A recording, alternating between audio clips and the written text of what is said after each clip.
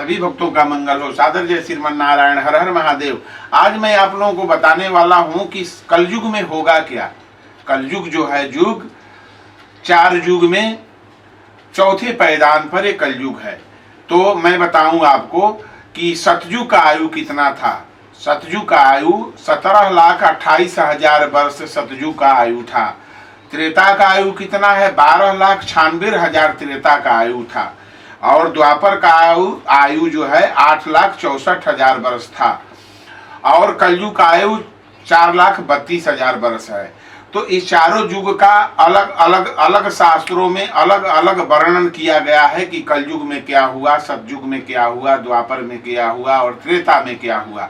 तो मैं कलयुग का थोड़ा सा वर्णन करना चाहता हूं कि कलयुग में क्या होगा। तो इसके विषय में मैं बता रहा हूं आपको।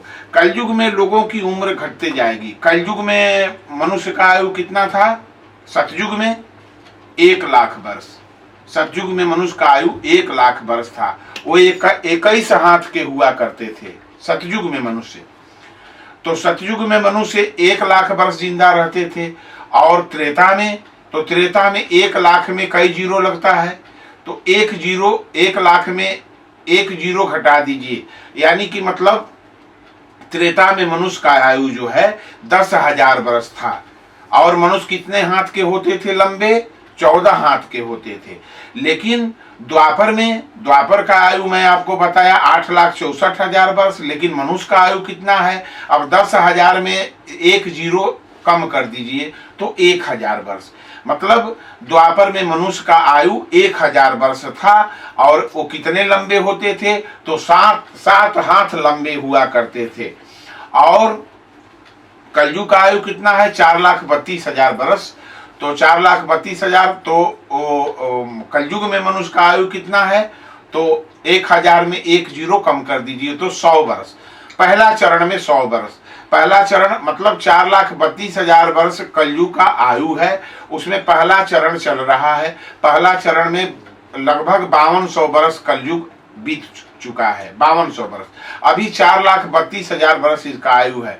पहला चरण में मनुष्य का आयु 100 वर्ष है। दूसरा चरण में 50 वर्ष है। तीसरा चरण में 25 वर्ष है। और चौथा चरण में 12.5 वर्ष का आयु रह जाएगा मनुष्य का। 12.5 वर्ष के आयु में ही मनुष्य, मतलब 20 वर्ष के अंदर में ही उसका जिंदगी समाप्त हो जाएगा। तो ये कलयुग का मतलब कलयुग के विषय में बताया गया है कि लोग कैसे रहेंगे, कैसे खाएं। तो सनातन धर्म में अलग अलग ग्रंथों और पुराणों में 4 युगों का वर्णन किया गया है। सतयुग, त्रेता युग, द्वापर युग और आखिरी कलयुग। कलयुग जो कि अभी चल रहा है। विष्णु पुराण में कलयुग को लेकर कई रहस्य और बातें बताई गई है। कलयुग को लेकर कहा गया है कि कलयुग जैसे जैसे आगे बढ़ेगा वैसे वैसे लोगों की आयु कम होती जाएगी। तो विष्णु पुराण के अनुसार कलयुग की आयु बाकी 3 सतयुग, त्रेता युग, द्वापर युग की तुलना में सबसे कम है। विष्णु पुराण जैसे मतलब सतयुग का आयु 17,28,000 वर्ष, त्रेता का आयु 12,96,000 वर्ष और द्वापर का आयु 8,64,000 वर्ष और कलयुग का सबसे कम 4,32,000 वर्ष, जिसमें 5,200 वर्ष अभी बीता है। तो विष्णु पुराण, कलिक पुराण समेत कई ग्रंथों में कलयुग के बारे में भविष्यवाणी हजारों वर्ष पहले कर दी गई है। कलयुग को लेकर कहा गया है कि इस दौरान अधर्म का बोलबाला ज्यादा रहेगा। तो कलयुग में आपको मैं बताऊं कि कलयुग में सच में 20 वर्ष ही रह जाएगी मनुष्य की आयु। तो और कलयुग में प्रजा का धन छीनेंगे राजा, ऐसा लिखा हुआ है। विष्णु पुराण में बताया गया है कि कलयुग जैसे जैसे अपने चरम पर आगे बढ़ेगा तो उस समय राजा लोग प्रजा की रक्षा नहीं करेंगे, बल्कि रक्षा करने के बहाने उनका धन छीनेंगे। कलयुग में जिसके पास जितना धन और समृद्धि होगी वह उतना बड़ा राजा होगा और जो लोग शक्तिहीन होंगे वह लोग सेवक होंगे, ऐसा लिखा हुआ है। कलयुग में धर्म का गलत तरीके से होगा प्रचार। कलयुग में जितने धर्माचार्य होंगे उसको गलत तरीका से प्रचार करेंगे। कलयुग में जिन लोगों को धर्म का अल्प ज्ञान होगा वह भी धर्म का गलत तरीके से प्रचार करेंगे, पाखंड को फैलाएंगे और धर्म कर्म से हटकर भूत प्रेत मसान को भी देवता मानकर पूजा शुरू कर देंगे, जिससे कि सामाजिक और धर्म व्यवस्था प्रभावित होगी। इसका प्रभाव भी लोगों के जीवन और आयु को प्रभावित करेगा। कलयुग में कम उम्र में हो जाएगी शादी। विष्णु पुराण में बताया गया है कि लोगों द्वारा शास्त्र विरुद्ध तपस्या और पूजा पाठ करने के साथ ही राजा के दोष से प्रजाओं की बालावस्था में ही मृत्यु होने लगेगी। कलयुग में 5, 6 और 7 वर्ष की स्त्री और 8, 9 या 10 वर्ष के पुरुषों को ही संतान हो जाएगी। 12 वर्ष की अवस्था में ही लोगों के बाल पकने लगेंगे। कोई भी व्यक्ति 20 वर्ष की आयु से अधिक जीवित नहीं रहेगा, ऐसा लिखा गया है, ऐसा प्रमाण है। केवल विष्णु पुराण में नहीं, रामचरितमानस में भी गोस्वामी तुलसीदास जी उत्तरकांड में कलयुग का वर्णन किए हैं कि कैसे साधु होंगे, किस प्रकार के लोग होंगे, क्या क्या करेंगे, सब वर्णन किया गया है। कलयुग में लोग अल्प बुद्धि होकर वाणी, मन और शारीरिक दोषों से वशीभूत होकर प्रतिदिन पाप कर्म करेंगे, जिसका असर उनकी आयु पर दिखाई देगा। कलयुग का आयु पर भी उसका प्रभाव रहेगा। कलयुग में लोग गलत बुद्धि और गलत आचरण करेंगे और अपने शरीर पर अलग अलग तरह के चिन्ह बनवाएंगे, अलग अलग तरह का गोदना गोदवाएंगे। ये सब लिखा हुआ है। अलग अलग तरह के चिन्ह बनवाएंगे और दुष्ट चित्त वाले होंगे, जिसका प्रभाव उन पर साफ दिखाई पड़ेगा। हर युग में कोई न कोई विशेष घटना उस युग की पहचान बनती है। जैसे त्रेता में भगवान राम का जीवन उस युग की पहचान है। द्वापर युग को महाभारत के लिए जाना जाता है। द्वापर युग के बाद कलयुग, तो कलयुग को अन्याय और अधर्म से जोड़कर देखा जाता है।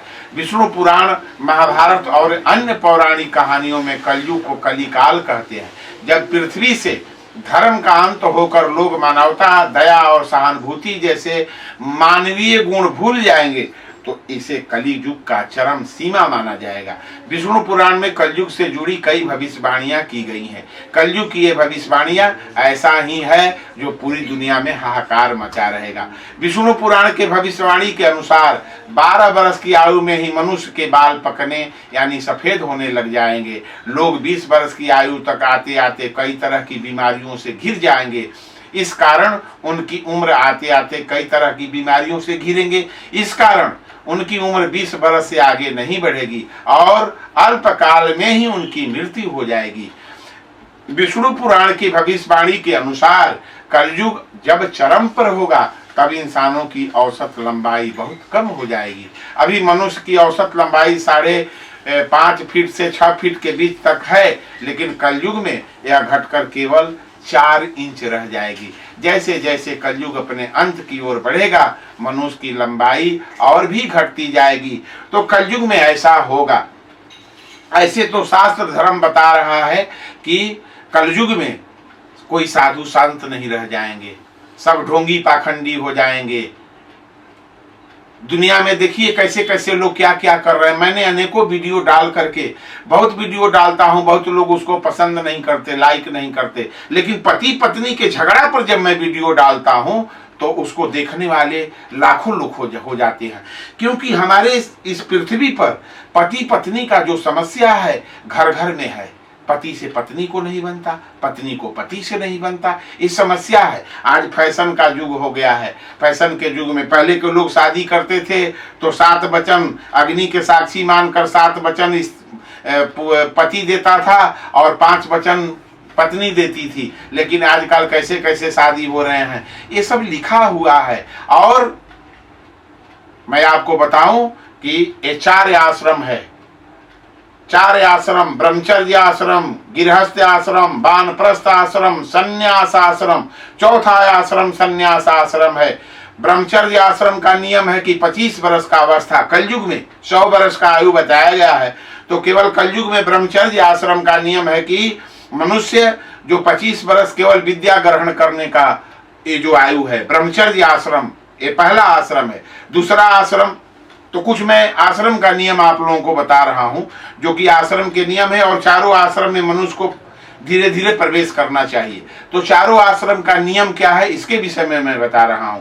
तो 4 आश्रम है। तो पहला ब्रह्मचर्य आश्रम 25 वर्ष की अवस्था केवल विद्या ग्रहण करने की अवस्था है। तो 25 वर्ष की अवस्था का मतलब कि जब विद्या ग्रहण कर लिए तो मनुष्य गृहस्थ आश्रम में प्रवेश करता है। या सब कुछ छोड़कर जब मनुष्य को ये ज्ञान हो जाता है कि नहीं, हमको इस संसार से कोई मतलब नहीं है, हमें केवल भगवान को प्राप्त करना है, केवल मोक्ष की कामना करना है, तो वो मनुष्य दोनों आश्रम को छोड़ देता है। कौन? गृहस्थ आश्रम और वानप्रस्थ आश्रम। वो सीधा ब्रह्मचर्य आश्रम से सन्यास आश्रम में जाता है।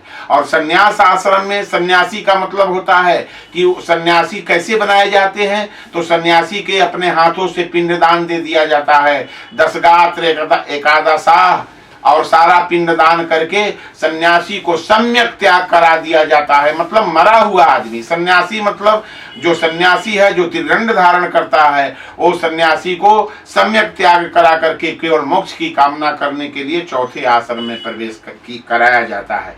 लेकिन आजकल सन्यासी कहाँ मिलेंगे आपको इस प्रकार से कि 7 घर भिक्षा मांगे, चलते फिरते रहें, बवंडर न करें। लेकिन कलयुग में तो सन्यासी बवंडर कर रहे हैं, क्या क्या नहीं कर रहे हैं। कलयुग में सन्यासी है कहाँ? कौन सन्यासी है? हमें तो आज तक से कोई ऐसा सन्यासी नहीं दिखाई दिया जिसको मैं देखूं कि कहूं कि हाँ, सन्यास धर्म को अपना पालन कर रहे हैं। तो ये 4 आश्रम में जो है ब्रह्मचर्य आश्रम, तो ब्रह्मचर्य आश्रम के बाद या मनुष्य क्या करता है कि ब्रह्मचर्य आश्रम पालन करके विद्या ग्रहण करके मनुष्य गृहस्थ आश्रम में जाता है, और गृहस्थ आश्रम में जाने के बाद बाल बच्चा पैदा करता है। और सबसे उत्तम आश्रम गृहस्थ आश्रम है, बाल बच्चा पैदा करता है। और बाल बच्चा पैदा करने के बाद मनुष्य का जिम्मेवारी तब तक समाप्त नहीं होती है जब तक कि वो अपने बाल बच्चों का शादी नहीं कर लेता। जब शादी कर लेगा तो यदि साथ में पत्नी है तो पत्नी साथ में भी आपके जा सकती है। तो मनुष्य गृहस्थ आश्रम को छोड़कर जितना जिम्मेवारी है अपने बेटा पतोहू को दे करके, और वो मनुष्य को वानप्रस्थ आश्रम में प्रवेश करना चाहिए। और वानप्रस्थ आश्रम में जाकर वो मनुष्य जब जानता है कि हमको अब पूर्णतः संपूर्ण त्याग करना है, अब केवल मोक्ष की कामना करना है, तो तैयारी जब उसके लायक, उसके योग्य बनेगा, तब वो सन्यासी बनाया जाता है, सन्यास धर्म में जाता है। तो ये सब नियम है। लेकिन नियम को कौन देखता कलयुग में? कलयुग में तो उसी का चलावा होती है जो ज्यादा बवंडर करता, जो ज्यादा फोकस बनाता है। हमारे जैसे हजारों हजार साधु इस पृथ्वी पर घूम रहे हैं, उन्हें भोजन प्रसाद तक नहीं मिलता, तपस्या कर रहे हैं, लेकिन उनको कौन पूछता? अगर प्रधानमंत्री को जाना होगा, राष्ट्रपति को जाना होगा, तो बाबा बागेश्वर के पास जाएंगे, छोट साधु के पास नहीं जाएंगे। जो भौकाल बनाता है उसी के पास जाएंगे। छोट साधु, बागेश्वर धाम जैसे साधु कितने पृथ्वी पर भूखे मर रहे हैं, उनको कोई पूछने वाला नहीं है। लेकिन प्रधानमंत्री को जाना होगा तो क्या हमारे जैसे साधु के यहाँ आएंगे? कदापि नहीं आएंगे। वो जाएंगे बागेश्वर धाम के पास, वो जाएंगे रामभद्राचार्य जी के पास। कुंभ मेला में मैंने देखा बहुत मंत्री और नेता लोगों को, बहुत साधु हैं वहां पर। इस पृथ्वी को चलाने वाले जितने नागा साधु हैं उनके पास कोई नेता नहीं जाता। लेकिन जो फोकस वाले साधु हैं, जो बड़े बड़े मकान चाहते हैं, बड़े बड़े रुपया वाले हैं, बड़े बड़े धन वाले हैं, उनके पास मुख्यमंत्री और प्रधानमंत्री जाते हैं। क्या कुंभ के मेला में छोट छोट साधु नहीं गए थे? कोई मुख्यमंत्री प्रधानमंत्री उस साधु को पूछने वाला है?